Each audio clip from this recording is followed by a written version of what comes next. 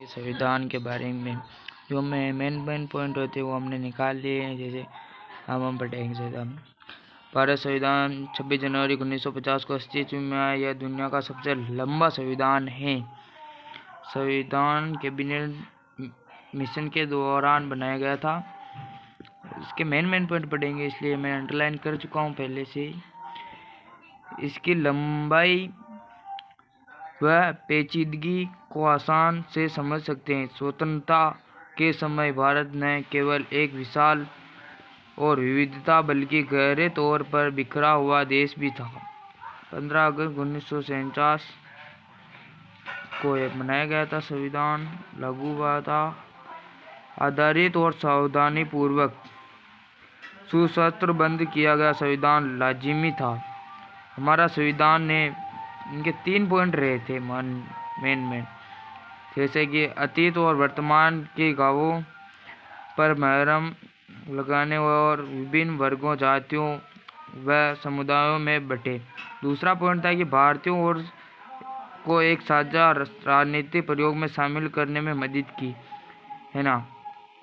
वो पहला पॉइंट ही चल रहा था, अब आ गया दूसरा पॉइंट। दूसरी ओर इस संविधान में लंबे से चली आ रही ऊंच नीच का अधीनता संस्कृति और लोक संस्थाओं को विकसित करने का प्रयास किया, है ना। तो मतलब अलग चीज थी। भारत के संविधान को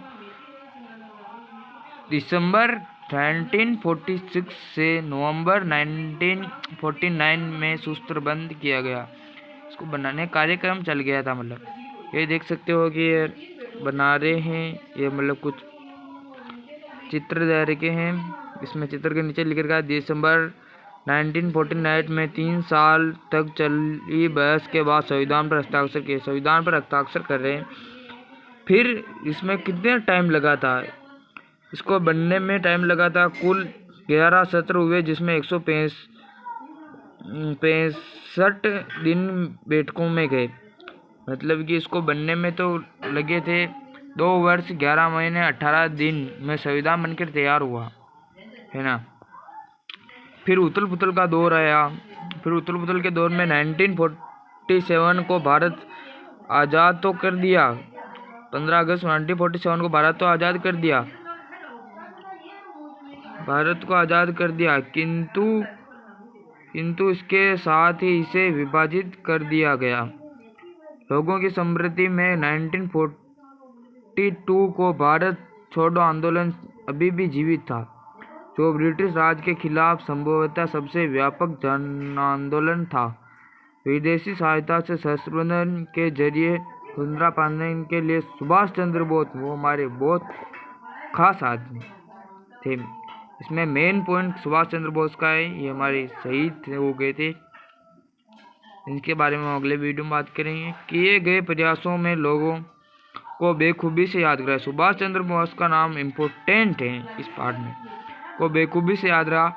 1946 में वसंत में मुंबई तथा अन्य शहरों में रॉयल इंडियन नेवी मतलब एक चलाई गई थी। सुभाष चंद्र के द्वारा सेना तैयार की गई थी, जिसे हम रॉयल इंडियन नेवी भी कह सकते हैं, शाही भारतीय नौसेना भी कह सकते हैं। इसका नाम INA भी है। के सिपाहियों का विद्रोह भी लोगों के बार बार आंदोलित कर रहा था। इसमें मतलब हिंदू मुस्लिम एकता के जन आंदोलन को अहम पहलू था। मतलब हिंदू मुस्लिम लोगों अलग अलग में लड़ाई छिड़ गई थी। इसके विपरीत कांग्रेस और मुस्लिम लीग, है ना। 16 अगस्त 1946 प्रत्यक्ष कार्रवाई दिवस, इसके दिन प्रत्यक्ष कार्रवाई दिवस के में कोलकाता में शुरू हुई हिंसा के साथ उत्तरी पूर्वी भारत के लगभग साल भर में चलने वाले दंगे, फसाद और हत्याओं को लंबा सिलसिला शुरू हो गया। इसके बारे में अध्याय 11 में हम पढ़ चुके हैं। तो हम आगे चलते हैं। इसके मेन पॉइंट पढ़ रहे हैं हम। जैसे अभी ये चित्र देख सकते हो आप। इस चित्र में है कि 14 अगस्त 1949 को मध्य रात्रि को संविधान सभा में बोलते जवाहरलाल नेहरू भाषण दे रहे थे।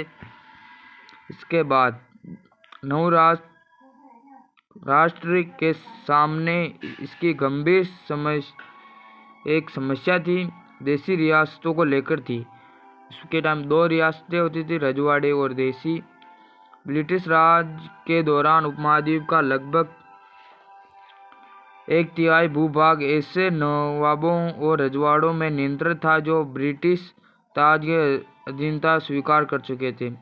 रजवाड़े में कुल 565 रियासतें थी। जैसे कि आप देख सकते हो, मैंने अलग से लिख रखा है, ये इसके अंदर नहीं आया पर मैंने अपने हिसाब से जोड़ा। संविधान का गठन कैसे हुआ? संविधान सभा के सदस्यों का चुनाव सार्वभौमिक मताधिकारों के आधार पर नहीं हुआ था। 1945 से 46 के सर्दियों में भारत के प्रांतों में चुनाव हुए थे। उस टाइम चुनाव चल रहे थे लोकसभा के। फिर हम आ गए इसमें, लीन ने संविधान सभा का बहिष्कार उचित समझा और एक अन्य संविधान बना कर उससे पाकिस्तान की मांग जारी की। पाकिस्तान का बंटवारा हो चुका था, आपको पता है गाइस पहले से। ये इम्पोर्टेंट पॉइंट है, आप इसको इम्पोर्टेंट कर ले। संविधान सभा में 82% सदस्य कांग्रेस पार्टी के सदस्य थे। उस टाइम कांग्रेस पार्टी की 2 पार्टियां थी, एक तो कांग्रेस पार्टी, मुस्लिम लीग, है ना। परंतु सभी कांग्रेस सदस्य एक मत नहीं थे। कई निर्णायक मुद्दों पर उनके मत भिन्न हो सकते हैं। कई कांग्रेसी साम्राज्यवाद से प्रेरित थे तो कई अन्य जमींदारी सियासत है। इम्पोर्टेंट पॉइंट है, ये देख सकते हो आप चित्र। इस चित्र में संविधान सभा के अधिवेशन सरदार वल्लभ भाई पटेल के दाएं से दूसरे स्थान पर बैठे हैं। अब आगे देखिए मुख्य आवाजें। संविधान सभा में 300 सदस्य थे, 385 सदस्य थे, इसमें गलत लिख रखा है, 385 सदस्य थे। इसमें से 6 सदस्यों की भूमिका महत्वपूर्ण रही। इन 6 में से 3 जवाहरलाल नेहरू, वल्लभ भाई पटेल और राजेंद्र प्रसाद कांग्रेस के सदस्य थे। एक निर्णय प्रस्ताव उद्देश्य प्रस्ताव ने पेश किया था, ये इम्पोर्टेंट है।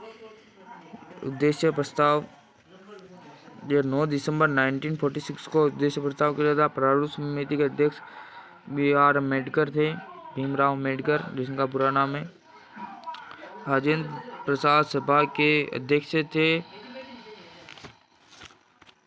परंतु स्वतंत्रता के समय, ये क्या लिख रखा आपको समझ में आ रहा ना, मैंने अंडरलाइन भी की चुकी है। परंतु स्वतंत्रता के समय महात्मा गांधी की सलाह पर उन्हें केंद्रीय विधि मंत्री को संभालने का न्योता दिया गया था। एक गुजरात के KM मुंशी थे और दूसरे मद्रास के अल्लाई कृष्णास्वामी अय्यर। दोनों ने ही संविधान के प्रारूप पर महत्वपूर्ण सुझाव दिए। NBN राव थे, वह सरकार के संवैधानिक सलाहकार थे। उन्होंने अन्य देशों की राजनीतिक व्यवस्थाओं का गहन अध्ययन करके कई चर्चों पर तैयार किए गए थे। दूसरे अधिकारी SN मुखर्जी थे, इनका नाम बहुत इम्पोर्टेंट है, SN मुखर्जी थे। इस काम में कुल मिलाकर 3 वर्ष लगे और इस दौरान कई चर्चाएं और मुद्रित रिकॉर्ड 11 बार भारी रकम खंडों में प्रकाशित हुए। दूसरा पॉइंट है संविधान की दृष्टि। 13 दिसंबर 1946 को जवाहरलाल नेहरू ने संविधान सभा के सामने उद्देश्य प्रस्ताव पेश किया गया। ये डेट थोड़ी गलत है, 9 दिसंबर है यहाँ पे। इसके भारत को एक स्वतंत्र संप्रभुत्व गणराज्य घोषित किया गया। नागरिकों को न्याय, समानता व स्वतंत्रता का आश्वासन दिया गया था और यह वचन दिया गया था कि अल्पसंख्यकों, पिछड़े जनजातीय क्षेत्रों और दलित व अन्य पिछड़े वर्गों को पर्याप्त रक्षात्मक प्रावधान किए जाएंगे। मतलब इसमें दलित वर्ग, मतलब जो जाति पिछड़ी हुई है उसके लिए प्रावधान किए गए थे। जवाहरलाल नेहरू ने अधिकारों का घोषणा पत्र दिया था और ये उन्होंने भाषण दे रहे थे तब का है। ये ज़्यादा मुख्य नहीं, मुख्य हो तो आप पढ़ के देख लेना।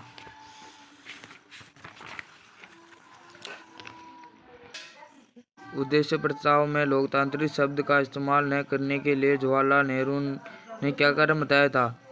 ये आप इसका आंसर मेरे कमेंट बॉक्स में दो। उनके शब्दों में भारत में शासन की जो व्यवस्था स्थापित की गई वो हमारे लोगों के स्वभाव के रूप में और उनको स्वीकार होनी चाहिए। पश्चिम से वहाँ की बुलंदियों और विफलताओं से सबक लेना जरूरी था। तो लेकिन हमें याद रखना चाहिए कि पश्चिमी राज्यों समाजों को भी अन्य स्थानों पर हुए प्रयोगों से बहुत कुछ सीखने पड़ा था और लोकतंत्र को अपनी अवधारणा बदलनी पड़ी थी। लोगों की इच्छा क्या थी इसमें, मतलब इतना कुछ हो रहा था। संविधान सभा की कम्युनिस्ट पार्टी सदस्य सोमनाथ लोहड़ी को संविधान सभा की चर्चाओं पर ब्रिटिश साम्राज्यवादी का साया दिखाई देता था। 1946 से 47 के झाड़ों में जब संविधान में चर्चा चल रही थी, अंग्रेज अभी भी भारत में ही थे। जवाहरलाल नेहरू के नेतृत्व में अंतरिम सरकार शासन तो चला रही थी, परंतु उसे सारा काम व्यवसाय तो लंदन में बैठी ब्रिटिश सरकार की देखरेख में करना पड़ता था।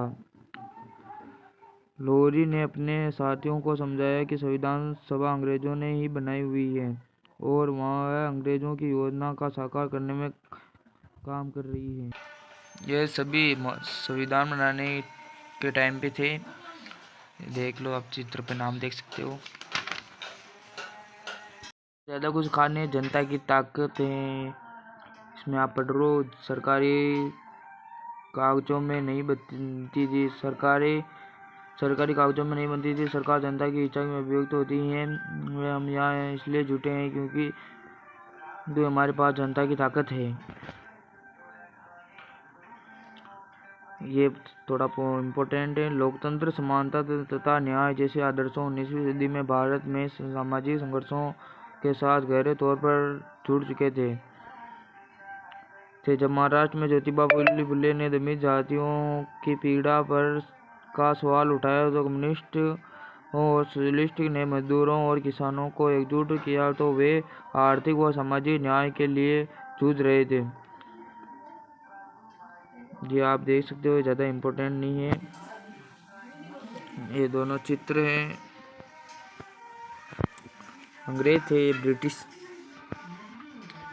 ये सब चल रहा था, तो इसमें अंग्रेजों द्वारा नियुक्त गवर्नर के प्रति उत्तरदायी थे।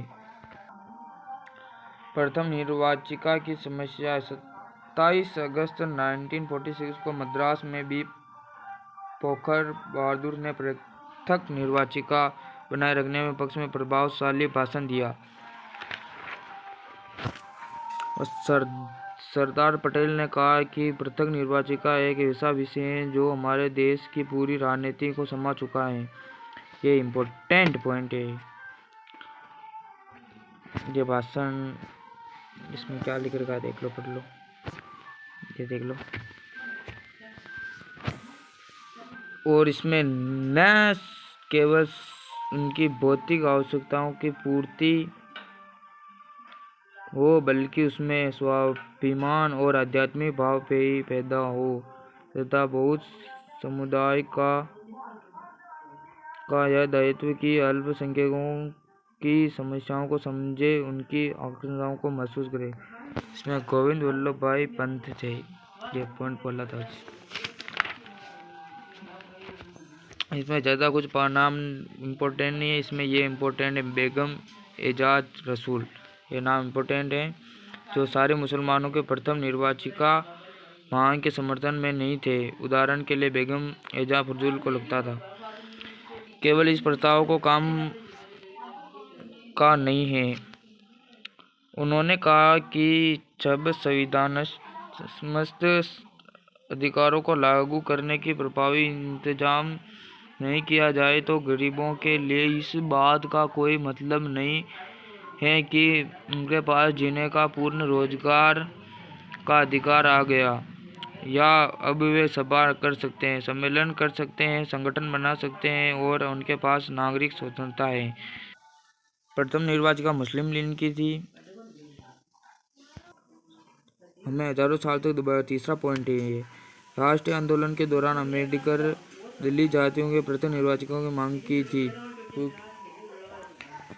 क्योंकि क्योंकि मैं आपको दिखा देता हूँ कि अम्बेडकर साहब दलित जाति के थे और उनको जाति के संबंधित कई समस्याओं का सामना करना पड़ा था। उनके पास न तो शिक्षा तक पहुँच थी और न शासन की हिस्सेदारी। हृदय भी भावशून्य हो चुका। बंटवारे के हिस्से के बाद अम्बेडकर तक ने प्रत्येक निर्वाचिका की मांग छोड़ दी थी, तो संविधान सभा की अंतरिम में यह सुझाव दिया कि अस्पृश्यता का उन्मूलन किया जाए, हिंदू मंदिरों को सभी जातियों के लिए खोल दिया जाए और निचली जातियों के विधायकों और सरकारी नौकरियों का आरक्षण दिया जाए। अल्पसंख्यक, मुस्लिम, आदिवासी, दलित, अस्पृश्य, ये इम्पोर्टेंट है। हमें विशेषाधिकार कभी नहीं मांगे। हमने विशेषाधिकार कभी नहीं मांगे। हमने सामाजिक न्याय, आर्थिक न्याय और राजनीतिक न्याय की मांग की है। राज्य की शक्तियाँ। संविधान के मसौदे में विषयों की 3 सूचियाँ बनाई गई थी। केंद्रीय सूची, राज्य सूची, समवर्ती सूची, 3 सूचियाँ थी। इम्पोर्टेंट है, वेरी वेरी इम्पोर्टेंट। प्रांतों को केंद्र बोला जाता है। खनिज पदार्थों और तथा उद्योगों में केंद्र सरकारों को नियंत्रण कर दिया गया। अनुच्छेद 356 में गवर्नर की सिफारिश के केंद्र सरकार को राज्य के सारे अधिकार में हाथ में लेने का अधिकार दे दिया।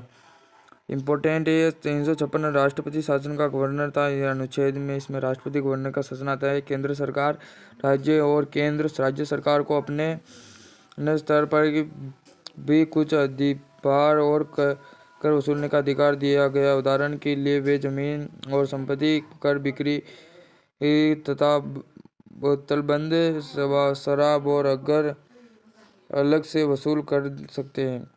केंद्र बिखर जाएंगे। राज्यों के अधिकारों के सबसे शक्तिशाली हिमायत मद्रास के सदस्य के सल्तनत ने पेश की। संघीय व्यवस्था को पूरी तरह से खत्म कर दी। एकल व्यवस्था यूनिवर्सिटी स्थापित करे। केंद्र के विरुद्ध केंद्र बिखर जाएंगे। आज हमें एक शक्तिशाली सरकार की आवश्यकता है। तो एक शक्तिशाली एकीकृत चाहते हैं। सुनिए ये 1935 को गवर्नर एक्ट में हमने केंद्र बनाया था, जिस उनसे भी ज़्यादा शक्तिशाली केंद्र सड़कों पर ही और इम्पोर्टेंट नहीं है।